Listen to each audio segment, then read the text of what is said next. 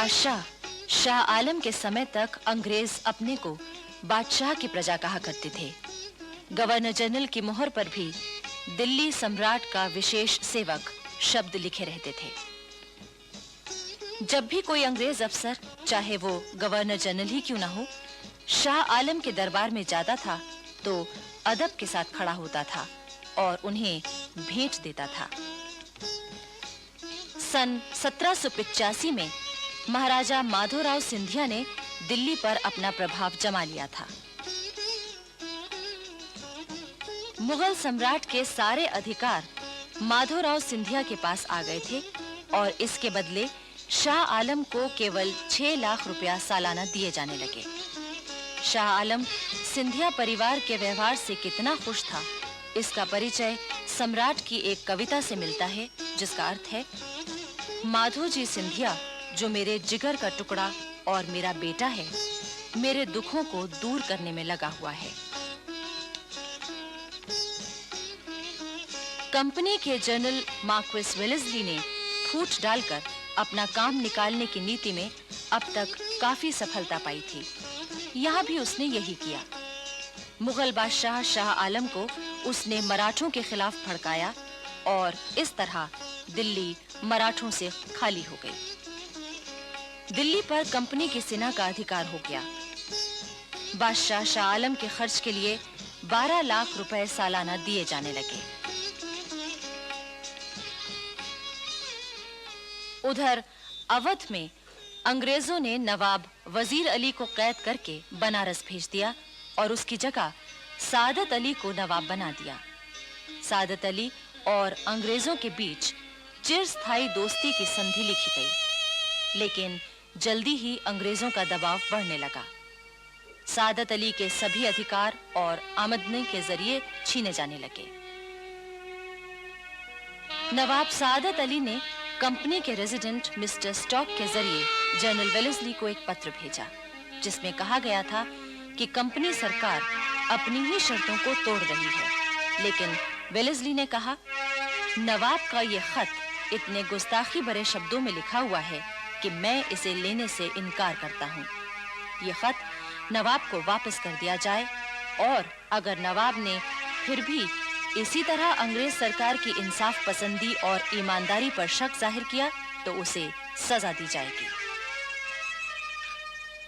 अंग्रेज चाहते थे कि किसी तरह मराठों को कमजोर कर दिया जाए। महाराजा दौलत राव सिंधिया और जसवंत राव होलकर 2 ऐसे वीर थे जो उनकी आंख का कांटा बने हुए थे। अंग्रेजों ने जब इन दोनों के खिलाफ चालें चली तो ये दोनों एक हो गए। इस पर अंग्रेज घबरा गए। उन्होंने पहले दौलत राव सिंधिया से संधि की और ताप्ती और चंबल के बीच में सिंधिया ने जो इलाका जीता था वो उनका ही मान लिया गया। चंबल नदी महाराज सिंधिया के राज्य की सीमा मान ली गई। इसी तरह जसवंत राव होलकर से भी संधि कर ली गई। ताप्ती और गोदावरी के दक्षिण का सारा इलाका होलकर को वापस दे दिया गया। दक्षिण भारत में एक वीर जाति थी, पिंडारी। अंग्रेज इतिहास लेखकों ने वीर पिंडारियों के चरित्र पर अनेक झूठे इल्जाम लगाए और उन्हें डाकू और लुटेरा कहकर बदनाम किया है। लेकिन सच्चाई ये है कि पिंडारी दक्षिण भारत की एक पठान जाति थी। पिंडारी दक्षिण भारत के राजाओं की सेवा में सवार हुआ करते थे। इनके पास अपने घोड़े होते थे। नसरू खां पिंडारी शिवाजी का एक विश्वस्त जमादार था। होलकर और सिंधिया की सेनाओं में भी हजारों पिंडारी योद्धा और सरदार मौजूद थे। हीरा खां पिंडारी और बुरान खां पिंडारी माधोजी सिंधिया के 2 विश्वस्त और योग्य सेनापति थे। दौलत राव सिंधिया की सेना में भी सरदार चीतू खां और करीम खां पिंडारी थे, जिन्हें नवाब की उपाधि मिली हुई थी। होलकर राज्य में रहने वाले पिंडारी होलकर शाही और सिंधिया के राज्य में रहने वाले सिंधिया शाही कहलाते थे।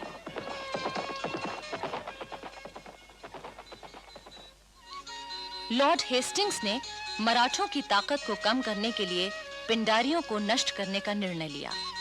अंग्रेजों ने उन्हें लुटेरा और डाकू कहा, उनमें फूट फैला दी और इस तरह आपसी झगड़ों में उलझाकर उन्हें खत्म कर दिया गया।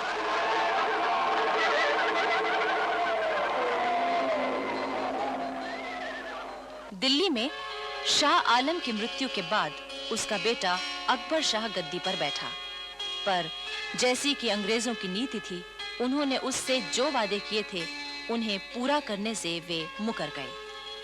अकबर शाह ने अपनी शिकायतों को इंग्लैंड के दरबार में पहुंचाने के लिए राजा राम मोहन रॉय को भेजा, पर वहां उनकी कोई सुनवाई नहीं हुई।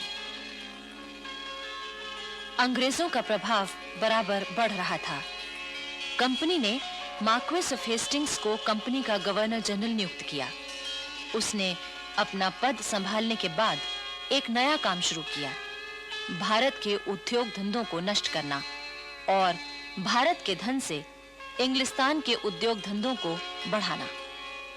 ब्रिटिश पार्लियामेंट ने एक एक्ट पास किया जिसमें कहा गया था कि इंग्लिस्तान का बना हुआ माल भारतवासियों के सिर मढ़ा जाए और भारत के प्राचीन उद्योग धंधों का नाश किया जाए। भारत की भयंकर दरिद्रता और गरीबी की कहानी यहीं से शुरू होती है। सूरत में बनने वाले कपड़े और जुलाहों के साथ क्या होता था, उसका हाल एक अंग्रेज लेखक रिचर्ड्स ने लिखा है। अब तुम ये कपड़ा सिर्फ हमको बेचेगा, कंपनी का रेजिडेंट व्यापारी ही इसको खरीदेगा, हम इसकी जो कीमत देगा वही तुम्हें लेना पड़ेगा। नहीं, हम तुमको नहीं बेचेंगे। इस कपड़े के हमको बहुत दाम मिलते हैं। तुम 10 रुपए का माल 1 रुपए में खरीदते हो। क्या बोला? कंपनी के खिलाफ बोलता? नहीं बेचूंगा कपड़ा, नहीं बेचूंगा कपड़ा। मैं अपना धंधा छोड़ दूंगा, लेकिन कंपनी को कपड़ा नहीं दूंगा। जुलाहों से इतनी जबरदस्ती की जाती थी, इतनी सजाएं दी जाती थीं कि न जाने कितने जुलाहों ने अपना पेशा छोड़ दिया, पर उन्हें पेशा छोड़ने से भी रोका जाता था। बंगाल में भी इसी तरह के जुल्म जुलाहों पर हो रहे थे, मगर वे उतना काम नहीं कर पाते थे जितना कंपनी के गुमाश्ते जबरदस्ती उन पर मर देते थे। इसीलिए उनका माल असबाब लेकर भी उसी जगह नीलाम कर दिया जाता था।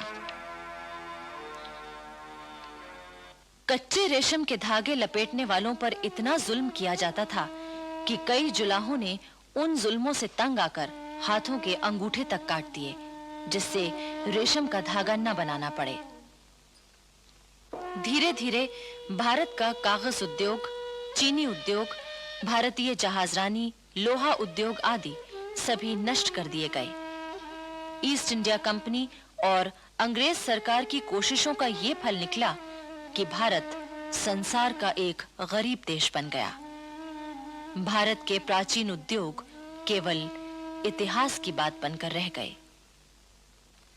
लॉर्ड हेस्टिंग्स ने जहां भारत के उद्योग नष्ट किए, दौलत को लूटा, वहीं ब्रिटिश साम्राज्य बढ़ाने की उसकी भूख भी बराबर बढ़ रही थी। वो मराठों की ताकत को खत्म करने के लिए आगे बढ़ा। उस समय पूना में बाजीराव पेशवा का शासन था। अंग्रेजों ने दोस्ती के नाम पर उससे धोखा किया और युद्ध का बहाना ढूंढने लगे। 30 अक्टूबर 1817 को अंग्रेजों की सेना ने पूना के पास डेरा डाल दिया। मराठों ने समझ लिया था कि अंग्रेज अब तक दोस्ती की जो बातें कर रहे थे वे सब झूठ थीं। वे तो युद्ध ही करना चाहते हैं।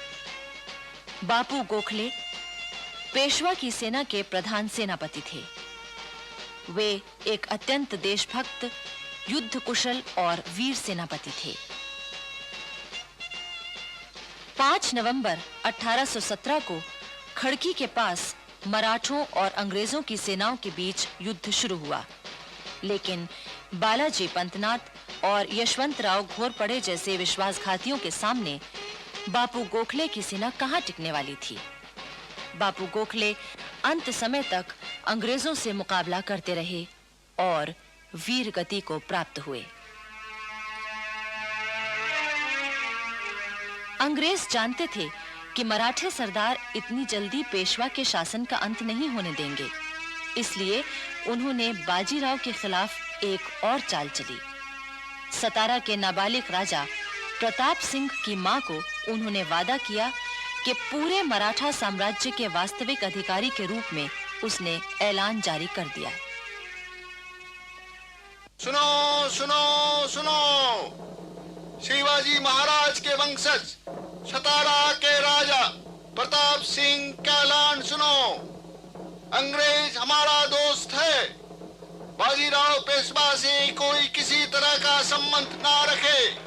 हर आम और खास का फर्ज है कि इस लड़ाई में वो अंग्रेजों की मदद करे। इस ऐलान से बाजीराव पेशवा की स्थिति काफी कमजोर हो गई। उसने मजबूर होकर अंग्रेजों की अधीनता स्वीकार कर ली।